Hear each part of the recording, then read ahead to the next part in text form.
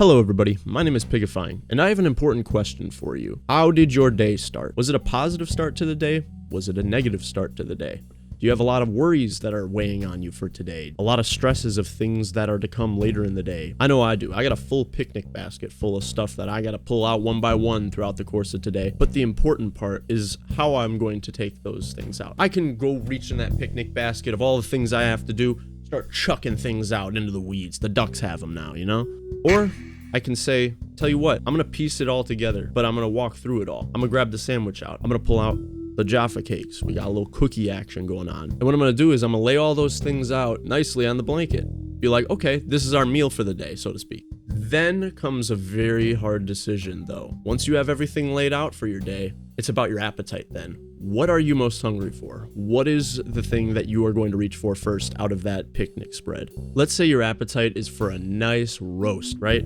Big hunk of meat, super juicy, falls apart with your hands. And assuming that you have that picnic spread laid out of all of the things you have for your day, that roast is looking especially good in the center of it all, ready for taking. But then, the little information rectangle that we have in our pockets decides to let you know about something. It's gonna let you know that roast is out of date. It's gonna let you know that that roast is old-timey. You need to be on something new, a new beef Wellington. It's gonna tell you about the recalls on the past 7 months of produced meat to your area. It's gonna let you know that there's a better recipe out there. It's gonna make you think lesser of the roast you have on your blanket, all because you're taking in this exterior opinion. Maybe at that point, you don't even want the roast anymore. Maybe you just wanna have the sides, the snacks, the sweets, and all things around it. And all at once, you let the one thing that you wanted to accomplish for the day fall to the wayside. Listen, I've had this happen to me more times than I'm willing to admit, but I've found a way to make that roast just as appetizing as it was when you first woke up. This is gonna sound like a crazy concept, I know.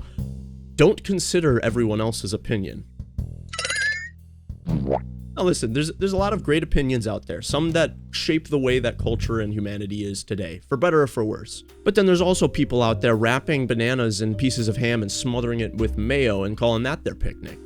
So it's a fine balance of where we take our advice from and where we gather opinions from. And I know one place where those opinions are never fruitful. It's those outlets that you think you're getting an honest opinion, but you are actually taking yourself down a few notches by letting them basically shit talk you before you've done anything.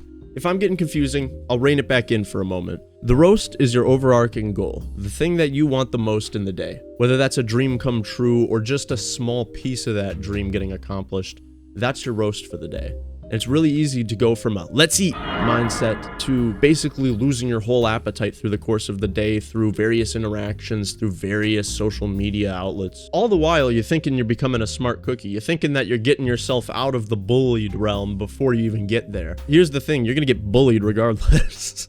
People are mean, all right? They're gonna state their opinion because it doesn't matter what your roast is looking like to you. It just matters that they can find an imperfection. Oh, that part looks dry right there. Oh, that part's under-seasoned, you know? That's something I'm obviously going to have to weigh with myself as I potentially grow this channel into something bigger. I'm gonna have to hear about all the people who fucking hate my roast. I'm gonna have people telling me to go vegan every day because they hate my roast so much. They might even try to get a hold of it, try to squeeze the juices out to make sure that it's not as good as it could be. That's why you gotta stand at the door of your mind. You can't let those things in. Be a bouncer for your soul. Look an opinion up and down first before you let that enter your psyche. I know it's a common concept for information overload on a day-to-day basis, and I know that it's very hard to know which things to let in and let out. And we'll go deeper on this in a separate video perhaps, but to stay on the topic of the picnic, here's the advice that I would provide to you. Laying out your picnic is a great idea in the morning, making sure you know what you have to tackle, because if you don't, you're gonna forget things. Once you have that established, look at what's appetizing. Oh, but Pigify, you just told me the roast is the best looking thing. Hold on, the roast is the goal, but you're gonna have that roast there every day. The sides change from day to day though. So let's say your sides aren't looking so good for the day. You got some uncooked Brussels sprouts that you're gonna have to face at some point. Maybe you have some melted ice cream or something that you know could be really good for you in the day, but exterior circumstances are just gonna make it a lot less enjoyable. Brussels sprouts are like that meeting you don't wanna go to, that appointment you have scheduled later. Work even, as a whole. The sides can ruin your appetite as well. It doesn't just take somebody else's opinion to ruin your roast. Sometimes it'll be the own sides that you have for the day. So you need to be mindful of the amounts you're taking from each different bag. Take enough Brussels sprouts so you get your vitamin C and vitamin K content, so that you're fulfilled from what Brussels sprouts can offer you. Don't overeat the things that you know are gonna be good for you, even though you don't want to have to. I feel like too many of us are under that mindset of, you gotta drink 3 gallons of water a day. If you're undershooting that, you're doing bad things for yourself. Take enough to make it worthwhile to even be on your picnic blanket in the first place, but no more. If you take too much mentally out of that meeting, work, that appointment, you will lose your appetite. And I guarantee you, your boss does not want you to be hungry for work when you're not at work. That hunger you leave is the hunger that'll be applied to that roast when you have the time, when you're free of obligations to do so. And for the melted ice cream, it's up to you to let the melted ice cream bother you because it's melted. Unless you have a portable freezer on you at all times, you're not gonna make that a more desirable experience. The ice cream melted, brother, and you're just gonna have to deal with sweet soup. And you can keep having spoonful for spoonful, thinking about how good it could have been when it was frozen, or you can appreciate the flavor of it given it's on your picnic blanket right now. It's what you have. Same thing goes for those less than desirable situations you might get into. Maybe it would be fun to go get lunch, at McDonald's, but you only have 30 minutes for lunch. You're eating quick. You're not having as great of a time as you would if you were in front of a TV. Now, does that mean your McDonald's is gonna suck, or does that mean it's gonna still hit the same, knowing that you have that free time later on? That advice we've been given to not have your dessert before your meal is very, very valuable. And if your dessert is substance use, bad habits, you gotta nip those at the bud and make sure you're not eating your dessert before you get to the roast.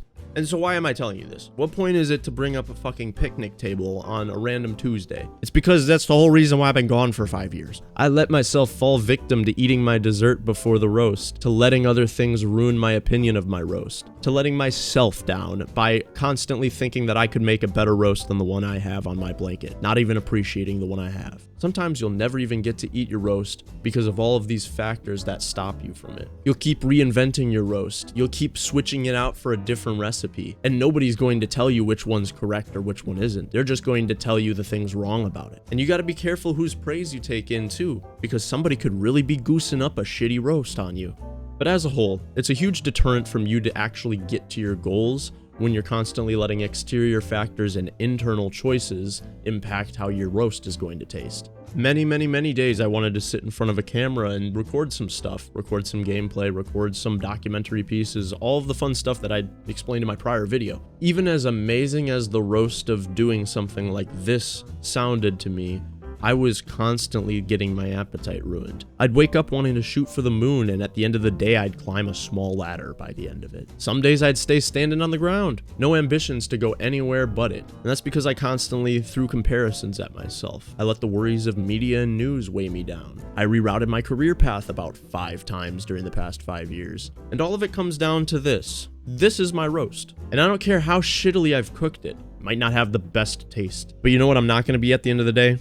Hungry. No longer will I be hungry because I made a choice not to eat my roast for the day. No longer will I starve for the idea of what it could have been if I would have just did it.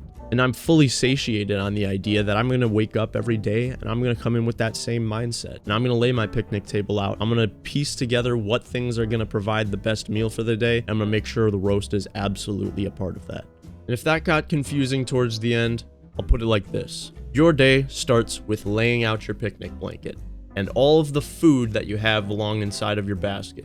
That could be your plans for the day, anything like that. Choicefully determine which of those things you brought with you are gonna feed your meal for the day, and save room for that roast. And build the resilience within yourself to know that when a hiker might pass by talking opinions of what's on your picnic blanket, that you feel fully comfortable with the meal you've set for yourself. If it feels like you're not going anywhere, maybe you're not eating enough, maybe you're eating too much of the wrong stuff. Maybe you're letting somebody else ruin your appetite. Whatever it is, you need to take control. Too many people are afraid to take grasp of that one thing that's right in front of them in fear that they're gonna get their arm sawed off reaching for it. And to that I'd say, if you get your arm sawed off, use your other arm. Figuratively, of course, physically if you have to, I guess. But what I'm saying is, don't be scared of going for that goal. It sounds cliche, it sounds like a blanket statement,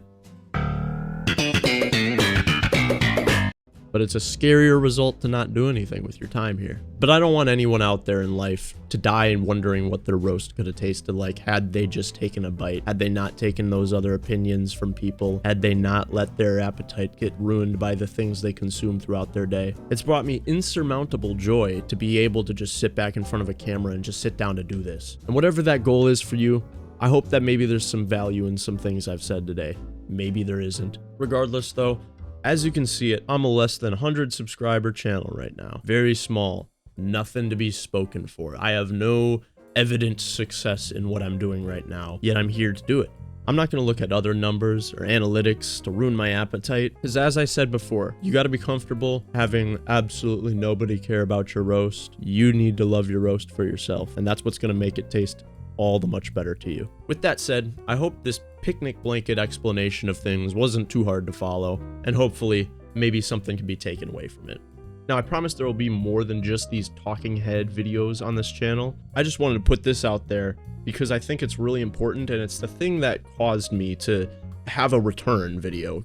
The reason this video follows the return video is because it's pretty much the exact reason why I had to make a return video in the first place. Why I didn't just keep going, you know? Because at some point, I let what was impacting me inside and outside slow me down from doing what I wanted.